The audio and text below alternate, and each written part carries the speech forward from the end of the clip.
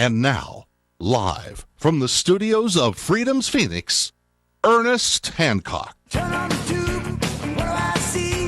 A whole lot of people crying, don't blame me. They point their crooked little fingers at everybody else. Spend all the time feeling sorry for themselves. Victim of this, victim of that. Your mama's too thin and your daddy's too fat. Get over it. Yeah, you're going to have to get over it. Here on Declare Your Independence, we're over it. We're over it, man. We know we got to take care of ourselves. Nobody else is going to take care of us because they're taking care of them. And I tell you, the government, they take care of the government. They're going to be doing it and all kinds of, I don't know how else they can do it. We're got to the point now to where all the revenue of the government is not even going to be able to pay the interest on the debt. You know, and that's the tipping point. And it's getting to, I think we're there. So there's a lot of things. We have a new sponsor that, we've worked out, give you the history behind who these people are, and there's financial newsletters and so on. And it's a lot of my friends, people of wealth that have been able to profit even from this, and they highly recommended us to each other, and they're going to be, giving you a special break on getting the information on how to set your finances in such a way to benefit from this. Because a lot of the people that have been supportive of the Levolution and a lot of the things that we've done over the past, they made their money back in the late 70s, early 80s when this, started back then. And, they see it coming. I want you to participate in surviving this thing. I'm going, look, man, we need to let these people know. So I'll have an assignment for you.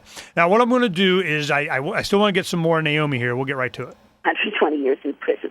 The right thing, if there is a right action, the right action is to find the person who released the information and then let the courts decide whether or not the public interest is outweighs the disclosure. But Julian Assange is you. Julian Assange is me. We are the disseminators of this information and the public interest. And if you start to create a precedent where politicians say, hang this publisher, prosecute this publisher, drag this publisher to jail, you are going to overnight, and this is how closing societies work, you're going to create a precedent where overnight no one will want to publish information, no one will want to talk about information, and that line of traitor and spy, as in East Germany in the 50s, as in Germany in the early 30s, as in Russia in the 30s and 40s, as in China today, any citizen who criticizes the government can be accused of being a spy. That's what I'm trying to alert people to.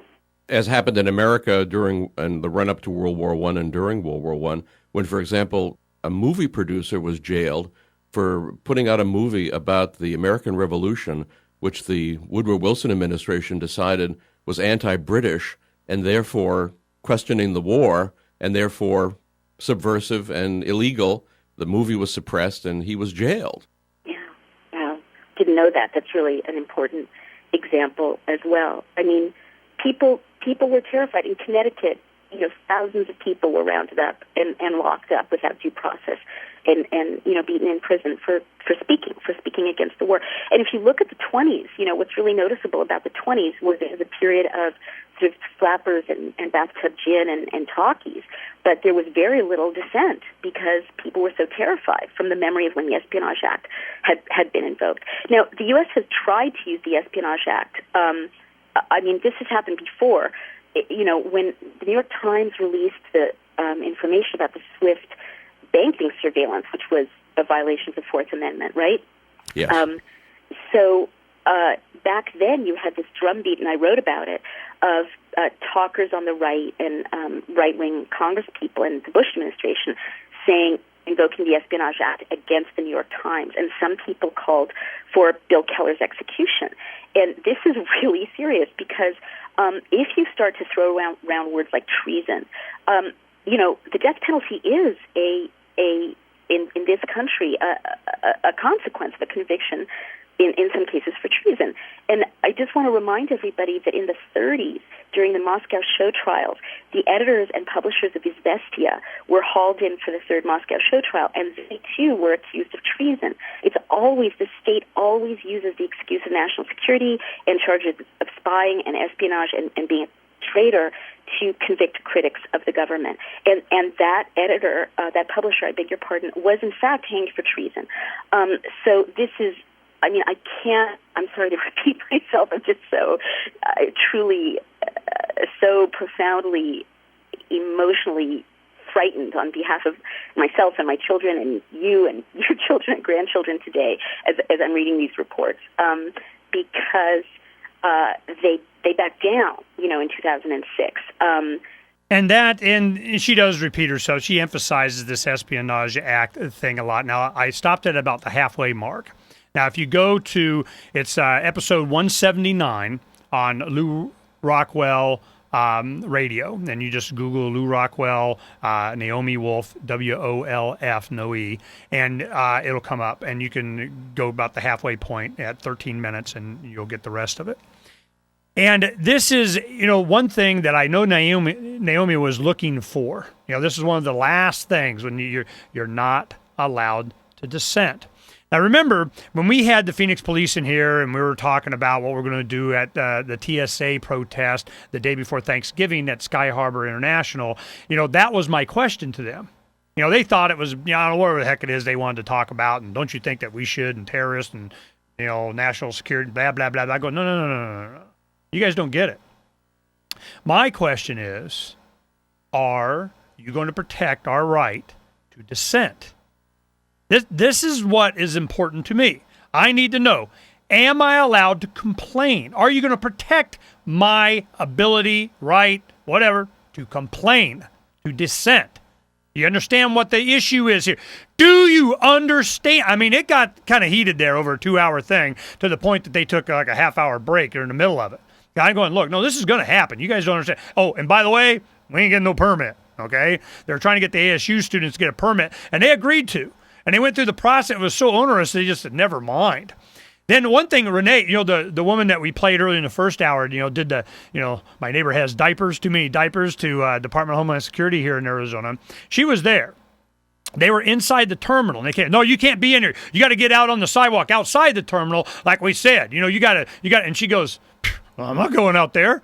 I know what the young kids went out there, and she's in there. Yep, arrest me. Let's do it. Let's get on. They go back and forth and talking to the TSA and the police, and finally they went and sat down, in their chair and to let them do it. Then we had later, Black Chris, the man with the AR-15 on the corner, when Obama came, he was out there passing out stuff right as you went into the security checkpoint wearing a sidearm. Now it's all over local Fox affiliate here. It didn't make national. They just, we're not going to touch this anymore. Black men with guns, it just doesn't fit into our thing. We want to say, it's Aryans, man. It's white supremacist people. We got to have a justification to go and take away everybody's guns kind of deal. They don't get it. What was his message? I was on CNN, and, sometime I'll play that. We'll do this now that we have the video up, and we can do that. I'll play the CNN video, because what it was is I just go, look, I had him on the show today, and he made it very clear what his message was. If you continue to plunder my generation, sooner or later there will be resistance. Oh, they didn't want to hear that. This is the one thing that I wanted to give you as an assignment for this weekend, because we have friends that are, they benefit, from all of this. We know that there is what's coming, and people profit from it. There's no reason why you shouldn't profit from it. You know what? Let me tell you where the power is. It's from knowledge. Now, the gentleman's name is Porter Stansberry. Now, it's Stansberry and Associates in Investment Research, and these are people that come personally recommended by close friends of mine that are, they're going to be okay financially. And they're just looking around the world. I have a lot of people that are looking at, Ernie, what the heck are you doing in the United States? What? Run away. It's like Nazi Germany, 1930 something. It's not like we're not Nazi Germany. It's just what year? Is it 33, 36, 39? Where are we at? It's like a roadmap. We're going. So I want you to be able to, there's some information here I want you to get, because I want you to survive it. And oh my goodness, you might even prosper from it, because you'll know something a lot of people don't. We'll be right back.